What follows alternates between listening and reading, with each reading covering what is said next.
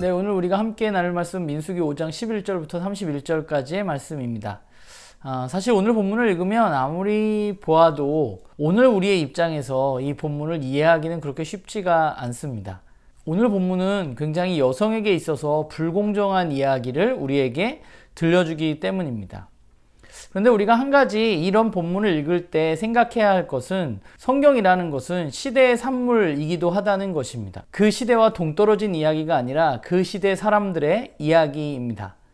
여성이 남성에게 종속되어져 있었던 고대 사회에 쓰여진 이야기라는 사실을 우리는 전제하고 오늘 말씀을 좀 읽으면 좋을 것 같습니다. 오늘 본문의 내용은 간음에 대해서 의심을 받는 아내에 대한 이야기입니다. 아내가 실제로 간음을 했는지 아니면 그렇지 않은지 분명하지 않습니다. 그런데 남편은 그 문제에 대해서 의심을 하고 있는 것이죠.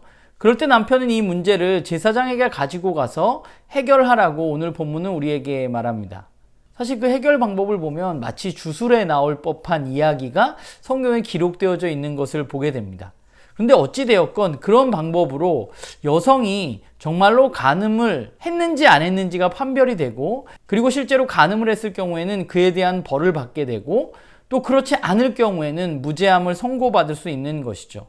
그런데 문제는 여성이 원래 아무런 죄가 없는데 남자에게 문제가 있어서 의처증을 가지고 그 아내를 제사장에게 데리고 가는 경우에 무죄함이 증명되었다 하더라도 남성은 어떠한 벌도 받지 않는다는 것입니다. 여성은 자신의 무죄를 증명하기 위해서 이상한 물을 마셔야 하지만 남성은 의처증일지라도 어떠한 벌도 받지 않는다는 것이 오늘 우리가 읽은 본문이 우리에게 조금 와닿지 않는, 현대사는 우리에게 조금 어려운 본문이기도 한 것 같아요.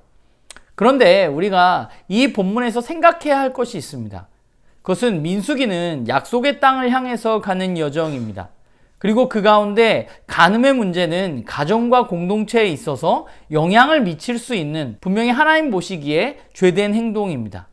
하나님은 이러한 문제를 가지고 이 여정을 가서는 안 된다고 우리들에게 말씀하고 계신 것이죠. 그리고 그 문제는 제사장 앞에서 해결되어져야만 한다고 말합니다. 죄가 없으면 그에 대한 무죄함이 선고되어져야 되는 것이 적절하고, 죄가 있으면 그에 대한 대가를 치러야 하는 것이 적절한 것이죠. 그것이 이 여정에서 매우 중요한 것입니다.